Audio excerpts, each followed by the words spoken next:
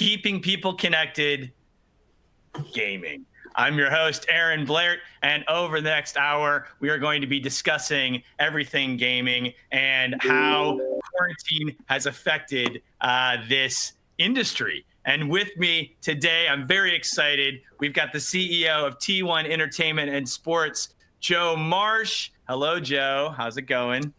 What's up, Aaron? Good to be here. And the president of Spectacor Gaming, Tucker Roberts. Hey, Tucker, what's up? Hey, Aaron. Thanks for having us. Hey, guys, thanks for coming. This is great. It is a little weird because if we were all together, there would be, hopefully, an audience here and we would see other people. But it just feels like the three of us chatting, which is a little odd and very, I guess, of the quarantine times, which is crazy. But everybody who's watching, we will be taking your questions at the end. So please hit us with your burning questions about gaming, esports, and all things cat dad related, because Tucker is also a proud cat dad. Gentlemen, let's just start very quickly with, like we were just talking about, quarantine. What has been a positive or bright spot in esports and gaming that has kind of surprised you two about the industry's reaction to quarantine? Quarantine starts and it happens and the industry reacts. What do you guys see as some positives that are happening currently?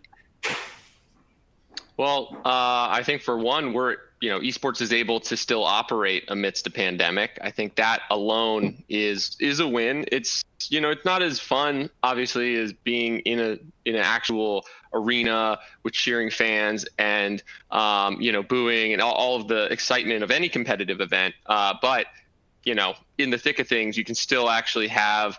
You can scrap something together. And I would say the impressive thing for me has been the technology and the way that remote production has evolved very rapidly. Esports events were up way before sporting events were, and that's just because of the remote nature and the ability to lean on technology. But also, I think, connecting people. Gaming has brought people together in a time when, they really needed it. They really needed that social connection, and I think video gaming became like the way that we communicated, at least for gamers, and it was really important. It is really important, when you can't go over to somebody else's house, to still have a way to hang out and play and have fun together when everything else is a little dire. That's right. Couch co-op. It's harder to have couch co-op. You have to have a really big, at least a 6-foot long couch. So yes, gaming remotely is become important. Joe, what do you think? What's been a bright spot in your view from gaming? And I know you just said you came back from Korea, so you're a little jet lagged. So we'll forgive your my general face like every day. It's kind of like a surprised look with bag. I think a big takeaway. Yeah, exactly. Like, give me the Charlie D'Amelio cold brew and I'm good to go. I think a big thing is, viewership's at an all-time high and it's continued to grow since February. I know at T1 we had the highest viewership across League of Legends, which is the most popular game. We had globally the highest viewership. But I also think the revenue hasn't stopped coming in for teams and leagues. So you're starting to see non-endemic partners shifting some dollars away from traditional sports because gaming was the only thing going on, and kind of taking a chance at gaming, which is kind of accelerating the path to, towards making gaming mainstream, versus maybe it would have taken a little bit longer because they had other opportunities to put their money in college football or pro sports. Yeah, absolutely. And kind of on that topic, I mean, aside from, as you guys are talking about gaming immediately jumping on the ball just because of the nature of the technology and how the games are played, and being able to really transition quickly and not really miss a beat in terms of keeping games going and that stuff. How do you think, have you seen a audience shift? Have you seen a large growth? And then how do you plan on keeping that audience once this kind of quarantine starts to lift a bit? We've already seen traditional sports coming back. What are some strategies you guys see in terms of keeping that new audience? Yeah, for sure. I mean, you can look at the numbers; they're everywhere. You know, when you see on just overall, it's not just us at D1 or Fusion, but like the industry. When you look at like Twitch, everything's up. You know, YouTube, everything's up like 30% plus. It's just a huge year. Even internet use is up 30%. Like, it's just an absolute massive year in terms of digital growth. And to Joe's point, I think the bigger thing for us is less about the audience, because I think the audience was always there. It's just they have more free time. I think it's more about bringing on new sponsors who otherwise were not yet in the space. Right. They've gotten now their first taste. And so for us, it's like keeping our partners really, really happy, making sure that we go above and beyond to outperform any metric and to over deliver on any promise. And in doing that, I think they will stick around after the pandemic. Yeah, it's also too about what you do on the shoulder content and in content creation side. So they may be watching your match, whether it's LCK or Overwatch League, but they want to see the personalities behind that. So giving them kind of fly on the wall access. There he is, Cat. Yeah, we got a surprise guest. What's your cat's name? That's Lando Cat Rizian. Lando's just a big fan of Joe, and it's just like, yes, I agree, meow. He is a big fan. I'm actually terrified of Lando. He looks like he's like 6 foot tall when you're in person, and he does not like me. So I have a dog. He's a baby.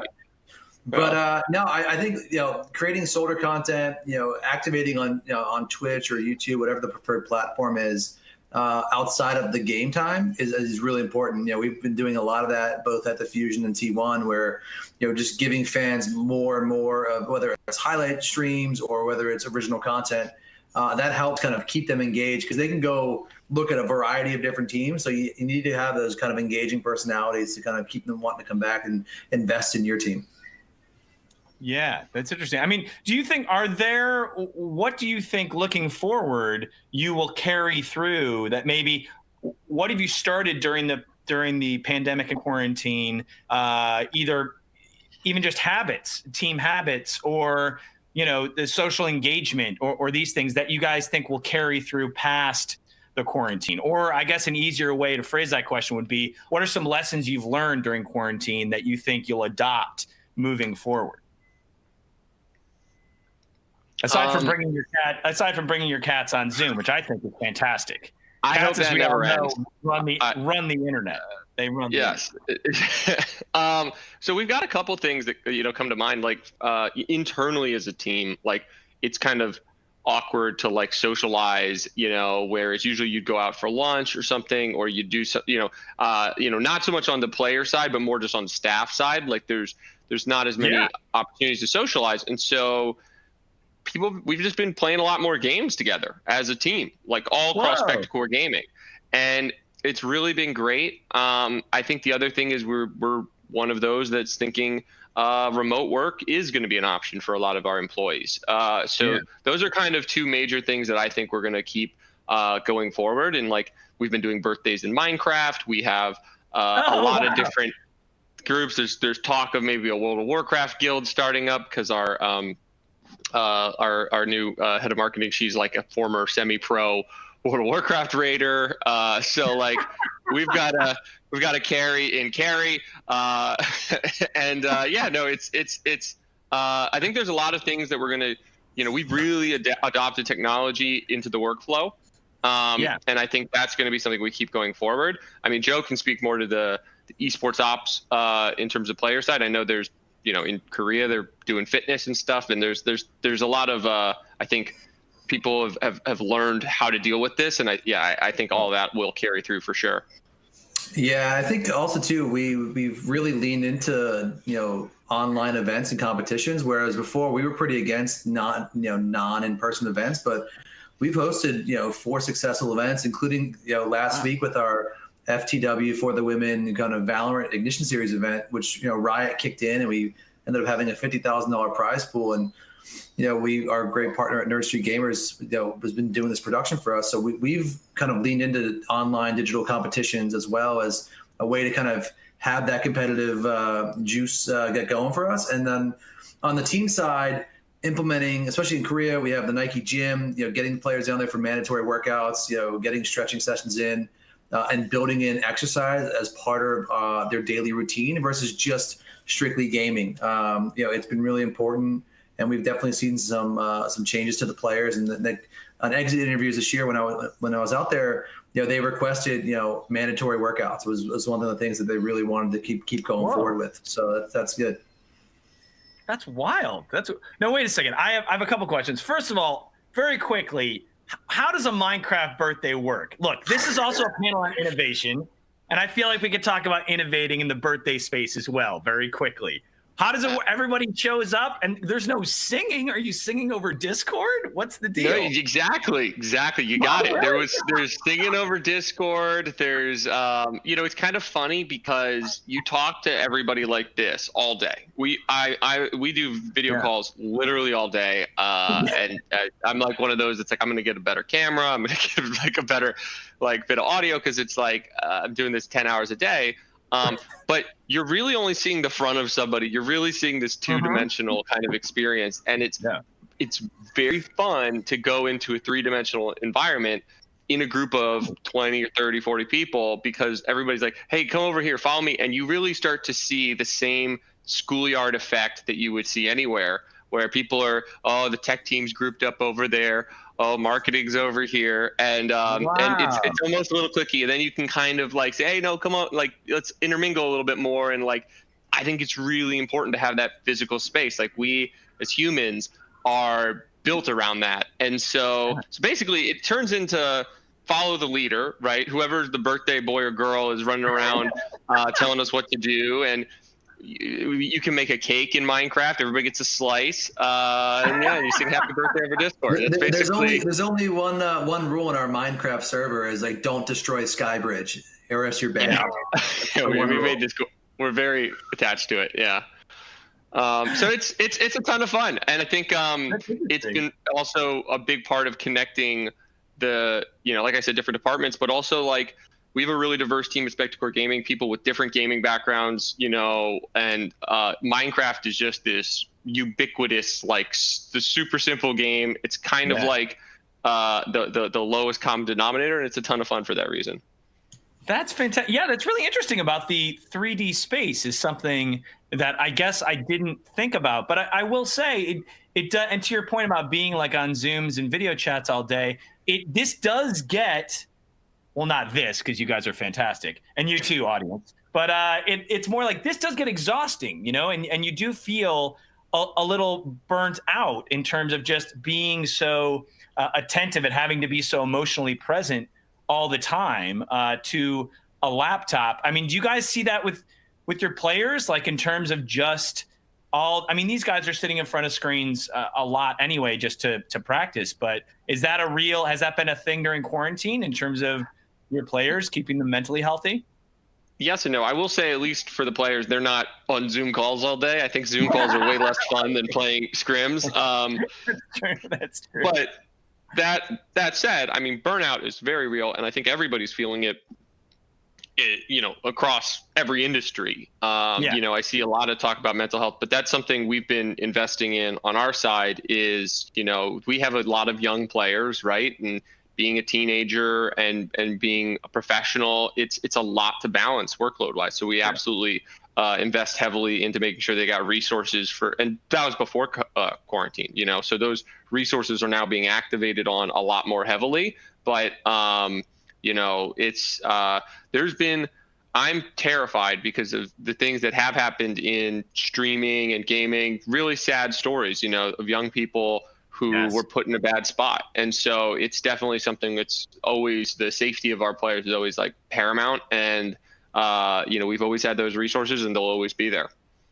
Yeah, that's fantastic. I mean, again, it is this thing where I do think one thing I think a lot of people don't talk about, especially, and on the TV side in my world as well, I think that we all work so hard and are so driven that it's very easy for us to not realize this, not really acknowledge this huge cloud of this pandemic and just trying to be safe and all in our houses and stuff. We're always thinking about, what's the next pitch? And for you guys, what's the next game? What's the next, practice and all this stuff, and not really acknowledge that we're all under this crazy emotional weight. That's insane. We all need to be better cat dads. I think that's really what it comes down to. It's just about the cats, which is, I think cats will save us or destroy us.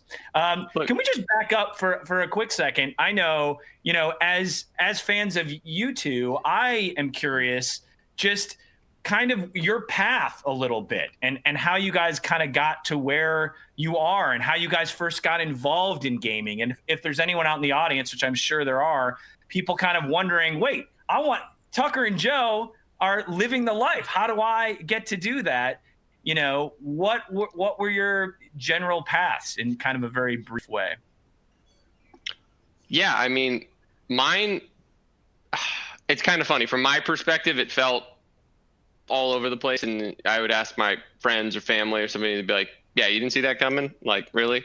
But like, I was like, no, I didn't want to work in video games ever. I wanted to work in tech. And, I thought video games would be a jumping off point for me to get out to San Francisco, get out around tech, to get into the startup life. And to some degree, that was kind of the trajectory. But through working at Activision, I actually got to work on my first eSport event in 2011. And then working at EA, eventually ending up through venture capital to actually get into esports, even though my idea with venture capital was like, oh, this will be the get out of gaming. It ended up going into like the most hardcore, innovative part of game. Yeah. Every time you try and get out, they just keep pulling you back in. And then but I was thinking about this and looking way back, I think the formative, like I was always a lifelong gamer, like, NES, like Duck Hunt or Mario or like anything. Like I was addicted, right? At an early age, loved gaming. And the first eye-opening event for me and maybe my parents to some degree was I went to a Pokemon tournament in the King of Prussia Mall. I was about 8 or 9 years old. And I got to, this is like OG Pokemon Red and Blue, right? And I got to like the third round, and I got stomped by a like a grad student at Penn. I'm not sure if it was like Jefferson or something. It was a med student, and it's like 28 or something, and I was 8, and he crushed me, and I cried, and I still remember that vividly, and so. Even like what was wrong with my composition at the time and stuff like that. And like, Articuno got frozen. It was a whole thing, but it haunts you to this day. I can tell it's haunting you. And I don't even know who that guy is, but yeah, no, I think that was my first like LAN experience. Quote, I mean, back then, it wasn't even internet. It was, you plugged in 2 Game Boys with a wire, right? There was, there was no network. So, for me, that was kind of formative and really cemented my love of gaming, competitive gaming, and Pokemon. Joe, what about you? Where did it all start, and why did you beat up on Tucker when he was such a young kid at Pokemon? It's true. Joe is 20 years older than me. You moisturize. I just tried to de-age with all this hair. Yeah, you're 17 years old, but you moisturize. Yes. Yeah, so like Tucker, I was a gamer growing up. I mean, I didn't get stomped by a 28-year-old at a mall once playing Pokemon, but we all can't have those great experiences and life lessons learned. But you're the opposite. You got stomped by the 8-year-old. Yeah, I was stomped by the 8-year-old. Yeah. So I grew up playing games, and then I was at the traditional path to gaming. I was working in finance for Comcast Spectacor and FP&A, and we bought an Overwatch team in late 2017, and they're like, look, we need someone to kind of help out. The guy running, his name's Tucker, huge cat dad. I'm like, oh, man, all right, I'll do it. And then, no, that's actually not how it was. Literally all the older gentlemen at Comcast Spectacor were like, what did we just buy? And I was able to buy a video game, play it, tell them what they bought. They still had no idea. And then fast forward a couple months, I just started kind of helping Tucker out informally. And then one thing led to another. And then we ended up on an airplane to Korea in March of 18 and just our journey was cemented there, just kind of based on passion and work ethic around games, and that could be a big pillar for everything we're doing at Comcast. And then we always envisioned getting a team in Korea. It's like that's the hot spot for gaming. We always wanted a League of Legends team, and we went and made our first trip. We made our second trip in October of 18, and we met with all these teams, and we just so happened to meet with SK Telecom, which is the biggest and baddest. It's like the Korean Comcast, the second biggest company in the country, and they do a lot of the similar stuff that we do. But on top of that, they're the gas company. They have pharmaceuticals. They have semiconductors. So it's just different. But they had this world-class gaming team inside their sports marketing division with the greatest player of all time. And we were fortunate enough to find a great partner there with them, and it took us a bit to close it. It took about a year to close the transaction, and I'm fortunate enough to Tucker put me in a spot where I can run it, be the first one to get a chance to run the car a little bit. So we've spent these past 11 months just building this bad boy up and making it just a bigger version of what it was. We've gone global. We're here in the States now. We've built a whole commercial rights program. We just took all of our learnings from running traditional sports teams, media companies, and esports teams, and just kind of applied those lessons. And so far, so good. And we'll just keep growing it and making it bigger and better. Yeah, I will say, Joe just kind of showed up one day and started helping, and the other thing I'll say is because everybody's remote right now, it's really interesting to scale a company before you get to have lunch with somebody in person. We were scaling up Spectacor Gaming so quickly because we had no time for the first Overwatch League season. We actually missed preseason, is how behind we were, because we were the last team to join. They didn't even want us to join that year. They said come year 2, and we were like, we think we can do it year 1. But Joe showed up and just started helping on calls, and it was just calls. And so if you listen to Joe's voice, he's got a very professional voice, and not just me, everybody thought he was mid 50s, early 60s, right? Everybody was like, all right, Joe is like the adult in the room. He's gonna guide the ship and help us. And then he shows up in LA one day, or no, we came to Philly, and he shows up, and we were all like, he's got his Nikes on. We were like, oh shit, Joe is a young guy.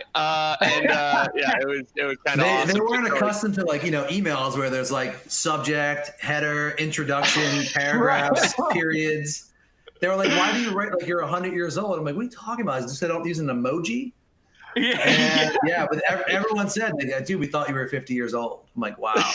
That's a tough one. I apologize for grammar.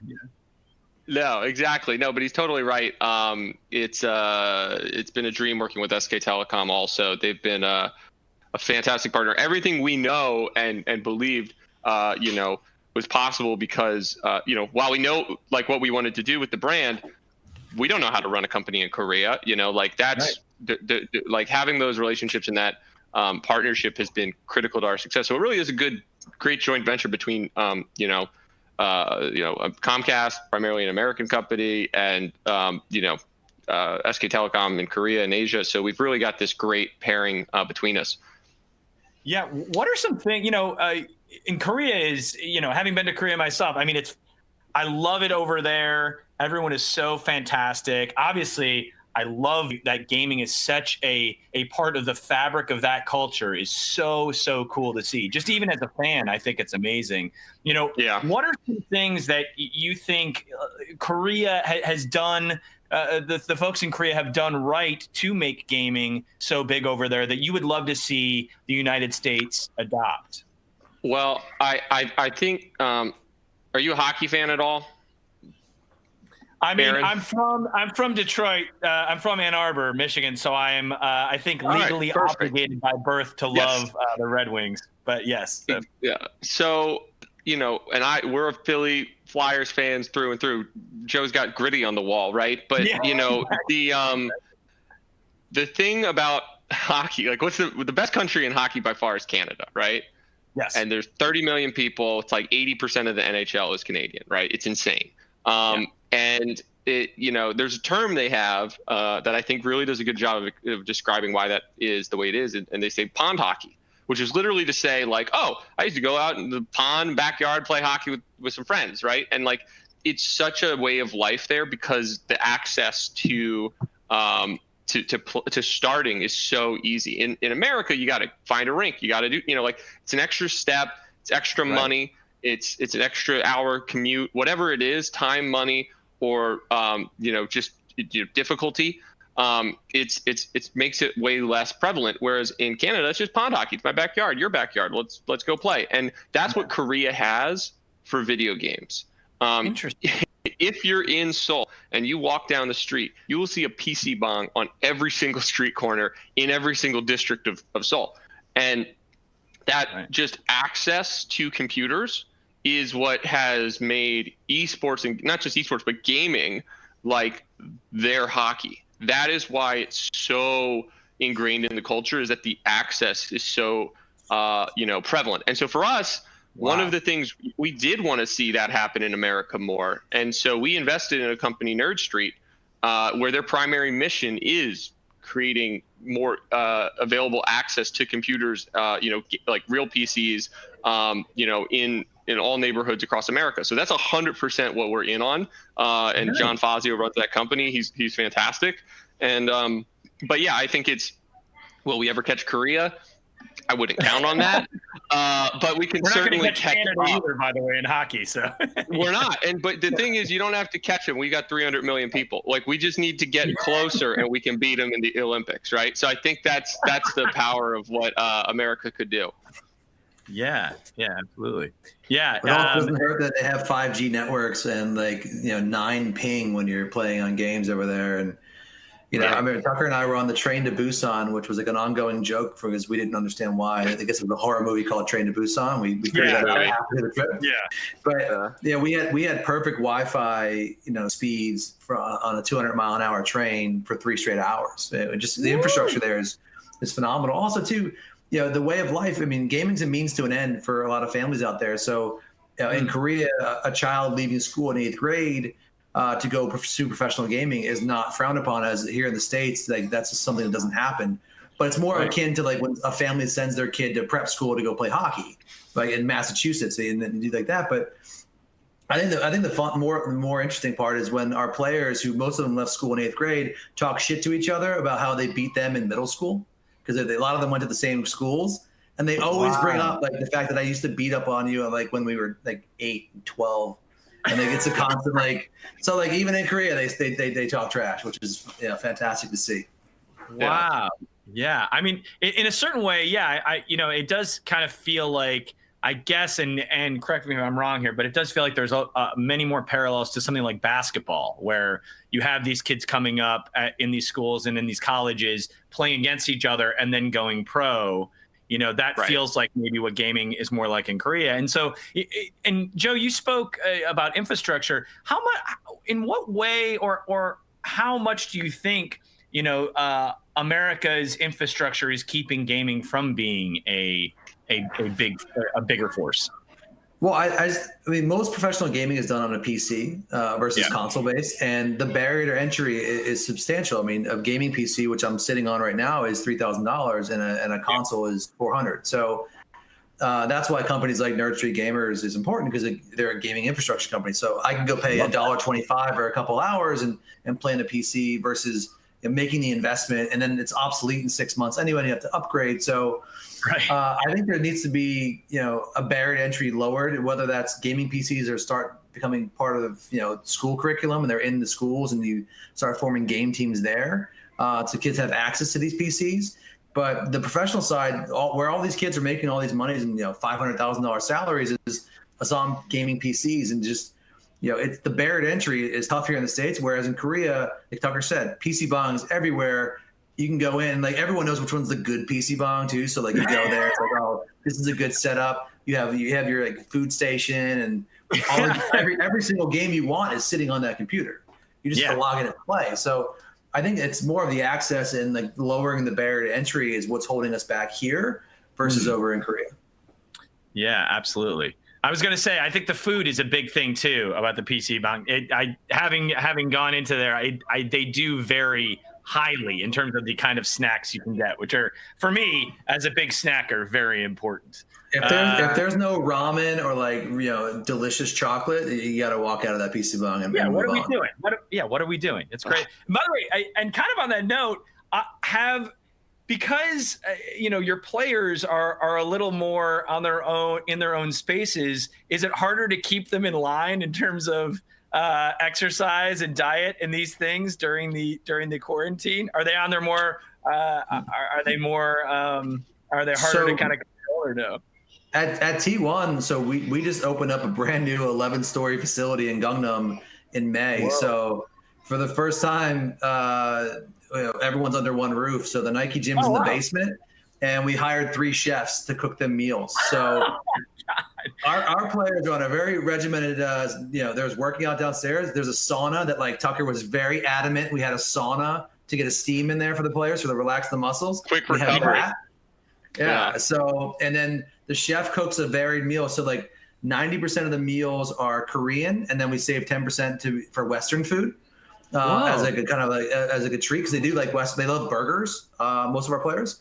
So yeah. So we have varied menus. So like depending on what day of the week it is, you're getting 2 square meals a day from a chef who's catering to the nutrition that we're setting for them. So prior to that, it was fast food. It was like eating out. Like the bills were astronomical, and we also couldn't see what they were eating. So putting bad fuel in your body wasn't going to work for us. So you'll see a lot of water around the facility, a lot less, in terms of like carbonated beverages. Look, energy drinks are going to be there, of course, because we need our juice packs. But of course, we do try to promote healthy living outside of that. We removed all the smoking booths on the floors, which are traditionally in Korea.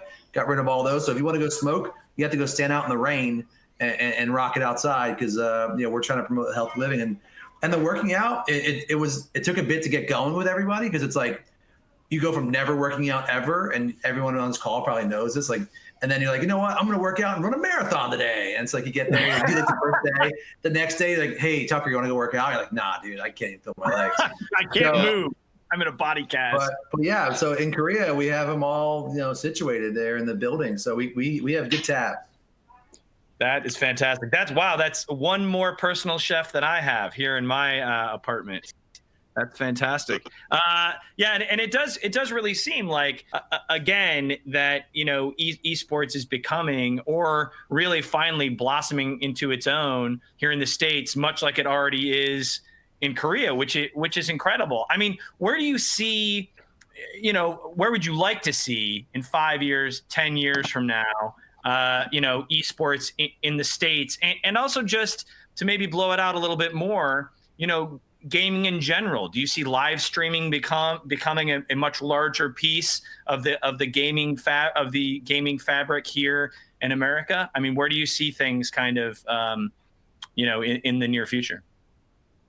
Yeah, my observations would be that like in some things, Asia leads us by like 5 years. Look at like the trends for free to play, look at the trends for mobile games, mobile payments, lots of things, right? And then in other things, like I think America and the West kind of makes its own way.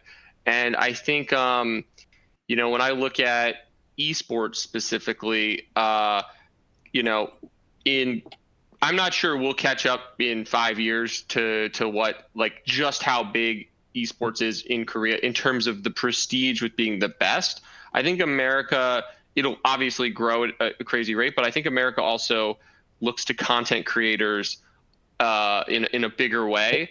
And I think that will continue. I think that kids growing up today are going, you're telling me I could play video games all day and make millions of dollars doing that? Like, I can't sing, so let's do that, right? Like, that seems like it's going to be a more approachable profession versus other types of entertainment, right? And so I think a lot of young people are looking to being a streamer. And I got a cat coming in here again. I knew it was Lando. I knew it was Lando. Come on, what are you doing, bud? All right, what do you think, Lando? You know what? He thinks there's going to be. Put me in, boss. Put me in. The new. Lando agreed you're a terrible singer. He's heard those Zoom calls where you sang happy birthday. He was scared. Yeah. He wants to set up a competitor to Twitch for cats called Scratch. It's just gonna be. Do it. Scratch.tv. Do it. From your lips to God's ears. Do it. Yeah, scratch.meow. So but I think like that's like what we're gonna see in the next 5 years is obviously growth in esports, but like young people coming up wanting to watch more gaming media, content creators playing games.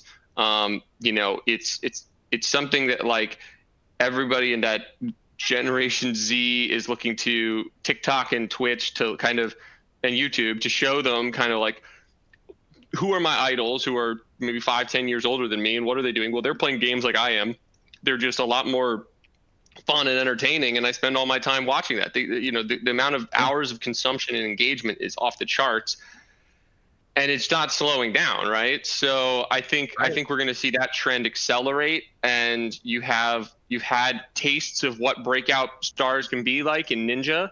I think you're going to have a lot more of that, and you're going to start to realize that like you've seen YouTubers moving over to Twitch, realizing there's a lot more money also in live streaming because you're getting donations and you have an audience, and you're able to monetize your audience in a way that other ad-based platforms just can't do.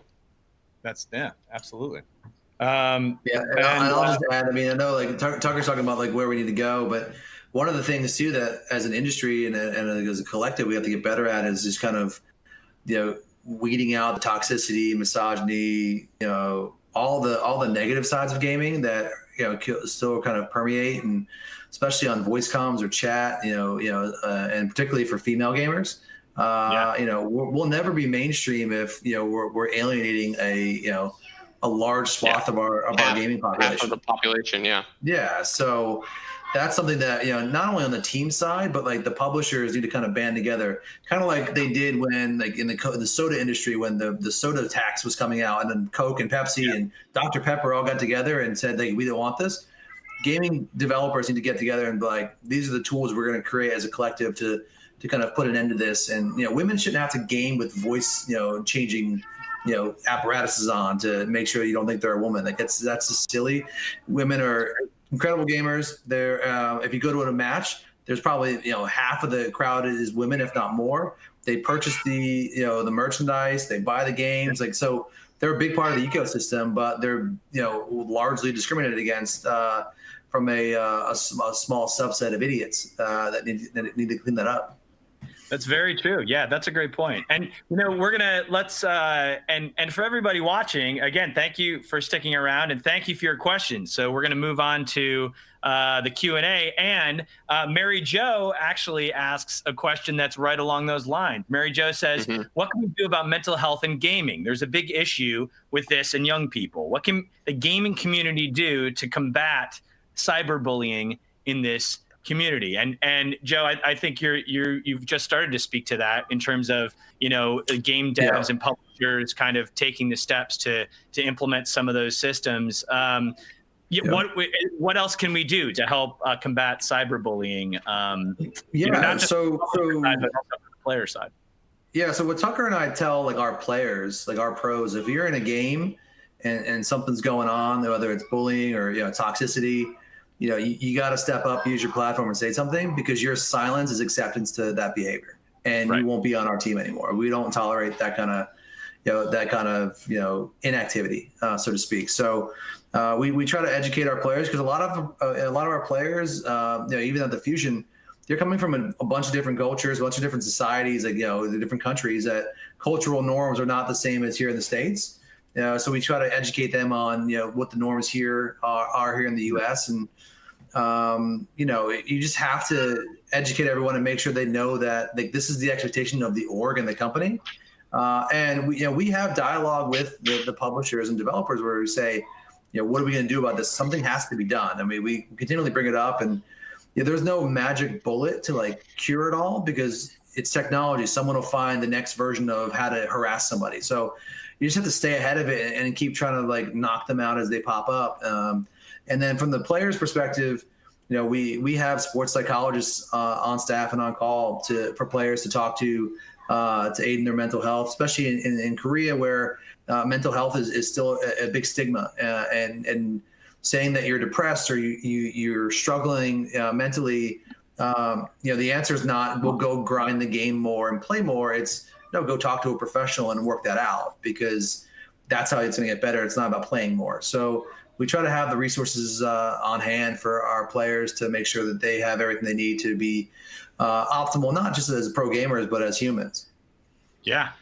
Yeah, and I would just add to that. I think that's great at the pro level. I think for 99% of gamers, like, we also have to come up with other solutions. They're not everybody's going to have the backing of T1 to provide them all these resources. I think Joe kind of talked about it earlier, but like, I'd love to see more high school, middle school, organized play. You wouldn't let 100 kids out on the playground with no supervision, right? But that's what you do every time you that's what Fortnite is, right? That's what Call of Duty is. And that's, to me, that's just like really irresponsible for the youth, because you're creating an environment where you're putting just a bunch of kids out there with just no supervision. That just doesn't seem like a good idea. And it should, and one of the things about organized play, what's so nice is, at a young age, you probably play Little League soccer or something. You learn what it's like to get in an argument and settle it. You learn what it's like to win, to lose, to play a role, to be, a different position, all of that stuff, to share the ball, to like basic stuff that you learn because you had a coach there instructing you. And you don't have that in gaming right now. And so that's like one thing that I think is a practical solution that, needs to start happening. And I think it will when, as gamers get older, you're going to have that next generation who are much more, understand online gaming a lot better. This isn't just Mario anymore, on an NES. It's online and it's real time. And so, you need, I think, parents that understand that to build those systems. And then the other side of it, I think, comes from the publishers. And I don't understand why Facebook and Twitter and all of the social media platforms have been under a lot of scrutiny, but YouTube, Xbox Live, other online gaming platforms have not, because they're no different. And they can make tools to look through and say, hey, is somebody using offensive language repeatedly? Hey, is somebody being cyberbullied? We can do that. They just say online interactions are not our problem. And I don't buy that. And I don't think consumers should buy that anymore, because it's dangerous. And, you've seen really horrible things happen. There are billions of hours being played. And so some of those interactions are terrible. And we need to recognize that and accept responsibility for that, and build in systems with AI to detect it and prevent it. I just think it's that simple.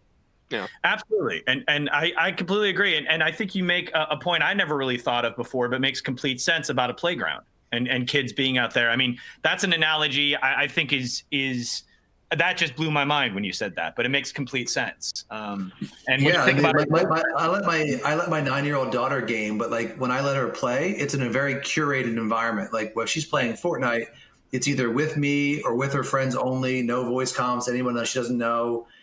Because you have to I want to teach her the right way to play in terms of communicating and learn and having a fun experience before you, like Tucker was saying, let her go out there and see the dark side of gaming.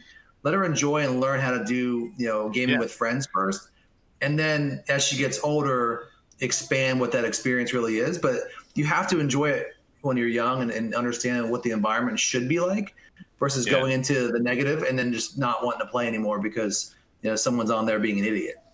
Yeah, that's an excellent point. And Benjamin B asks, what should they say to a child who's 12 or so who wants to be a pro and kind of believes playing 24/7 is the way to learn? I mean, what would you say to someone a child who wants to be a pro gamer, and how do they kind of get there? What do you think? And in terms of their parents, is there any advice on that to give them? For sure. Yeah. I think the first thing is, who are you playing against? I played squash competitively, and it's really fun to beat up on somebody who's worse than you, but you don't get any better.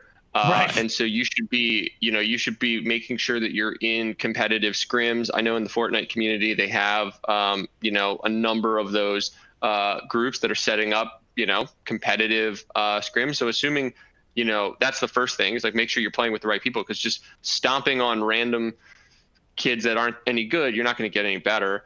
You need to understand the strategies about like what makes other people good. How can you beat other top competitors? That's the first thing. And then the second thing is like, it's not all about playing, right? VOD reviews, just like in sports, you need to stop, look at like the video, for Fortnite, do an analysis. Where did you drop? Did it work out? There is coaching in gaming, and it really does matter quite a lot, just like any other sport. And, this is like at the competitive level, if you're serious, right? It's you need smart people telling you what you're doing wrong to get better. And then mechanics and stuff like that. There's other things that you should be doing if you're really interested in being a pro at a game. It's like play something like Osu, or, I saw Poco is like a Tetris wizard. Like, you actually want to flex your muscles on a bunch of other things. Just like if you're playing football, you don't just run around and catch balls. At some point, you got to hit the gym and just work out, right? Your actual physical ability. Dexterity, speed, pattern recognition, all those things, you're going to want to get really wicked at it. It's like playing the piano, quite honestly. And so, you're going to see somebody doing like dexterity training with like a coin, right? Like, you need to do stuff like that to make sure you're at the top of your game. Yeah. Playing and analysis. I would add that the answer is not to play all day. I mean, our League of Legends team, which is one of the best in the world, their work day is 8 hours. They have 6 hours of scrims, 2 hours of coaching and VOD review, and then they have free time to go do what they want. Like, so playing for 15 hours straight, at some point, and I believe in this, and I think Tucker does, is there's a law of diminishing returns. Like, after a certain point, you playing more is going to make you worse at the game. So you need to like walk away, get fresh eyes, come back. It's like reading a book, like writing a report. You're tired. Yeah, you're not playing your best game when you're tired. You do get really tired playing games. It doesn't seem like it's as physical as running, but like mentally, the number of actions per minute (APM) that you're taking is like it's a lot. And it's the same thing as, like I said, people like playing music. I think people understand it a little more. If you're playing piano and you're amazing at it, you couldn't play for 15 hours. At the end, it's not going to sound as good as it did in the first 2 hours, right? And so if you're trying to have the perfect performance where you hit every single note, it's not, sloppy practice isn't good practice, right? It's just not. You want that polished practice to show that you can do it and you perfected it. And then with that other time, like Joe said, like, doesn't mean you're just slacking off and doing nothing. Like, VOD review is really important. There are other things you should do. Also, hitting the gym has been proven to help out. So you should still be going to the gym. Also, too, there's third-party training tools, too. Like, we at T1, we invested in a company called Mobalytics. So if you're a League of Legends or a Valorant player, you can go on there and kind of get pro tips, strategies. For first-person shooting games like Fortnite, Call of Duty, there's a thing called Aim Labs, where it can teach you how to shoot straighter and hit the head, which is part of the job there. So there's those third-party tools that you can use to get better. But like Tucker said, iron sharpens iron. So go play with people that are high-quality players, because that'll let you get better yourself. Even if you're getting dunked on, at some point you're going to see the gains come back and pay off for you. That's true. Yeah. That's an excellent point. It's just about being, again, holding yourself to a high level and becoming just a more well-rounded player in general. And again, I love, for instance, that show Hard Knocks on HBO that follows the beginning of a football season. And I'm always amazed at not just how well players do and how hard they work on the field, but what great students they are of the actual game and what, and watching tape and really getting their game IQ set, which is, I think, something people don't think about when it comes to wanting to try to get into esports. Shifting gears just a little bit, is it Jorge or George T asks, what do you think that the apps we use at work, things like Teams, Slack, etc., can learn from the apps we use for gaming, like Discord? What are you seeing in terms of like things on Discord that you think Slack and these other things could adopt to work in a better professional office environment? Well, If there's anything that comes to mind, I don't know. No, well, first of all, 100%. I mean, consumer products and tech will always lead enterprise, right? That's just been proven, at least in my lifetime. I don't know if that was always the case. I maybe way back in the day it wasn't, but like, enterprise is always trying to catch up to consumer tech. I would say, first of all, we're a Google Meet team, not a Teams team over at Spectacor Gaming, but 100% like. We use everything. We do use Slack a ton. We live on Slack basically. We obviously use Discord a ton as well. I don't know. Discord is like this. It's a bizarre thing to me because like I use it. I love it. I loved it right away when I first started using it a couple of years ago. But like, it's not intuitive. It's not like the gold standard of like, hey, you should be like this. You should have to like type in the server you're looking for, and like it reminds me of early days of Snapchat where it was like super clumsy almost intentionally, and it's like, yes, why are people attracted to that? I don't know. Like it should function more like Reddit, where it should be like, hey, here's all these servers you could join. Like that should be your first time experience, and if you're looking for something specific, here's type in the address here. But like I don't know, it's for me, it's maybe the mobile aspect. I mean, I love Slack for that reason. I'm a very mobile driven person in general. And I certainly like Discord for that. Their tech is also just really good. The voice in the video and the like ability for them to do stuff low latency with for free. It's like crazy to me that they do it. So I don't know. Why is Discord a runaway hit is kind of a mystery to me too, but it's just kind of, I think it just really served a need for gamers that it's become the social network of gaming, right? So it's who saw that coming? And if you ever try to talk to a pro gamer, don't ask them for their email. Just ask for the Discord because they don't know what an email is. Right. Exactly. That's the language. Guys, we're almost out of time here, so just very quickly. Kind of a last question from Kelly G says, Joe, are you running the gritty 5K this weekend? I mean, I just got back from Korea and like gyms are. If you want someone to see a 50-year-old man passed out on the floor, I'm not there yet. Next year I'll run. I did the first one but not this time. I love it. I will say just kind of a couple final thoughts here. Just one very last thing, because they're screaming at me that we have a 2-minute warning. Is there anything else you guys kind of want to add before we say goodbye here? Well, we've got the middle of October. We got the Overwatch League grand finals coming up. Fusion will be there, so cheer us on. I don't know, Joe. What else do we want to shout out? T1 has a Nike dropping on the 25th. Yeah, Joe's doing that 5K, right? I'm doing a gritty 5K. Oh yeah, forgot about that. 5K minus 4.5. That's right. For people, everybody's screaming, "Go Fusion, go Fusion." Where can people who have never watched a Fusion game, where can they see you guys, and also T1 as well?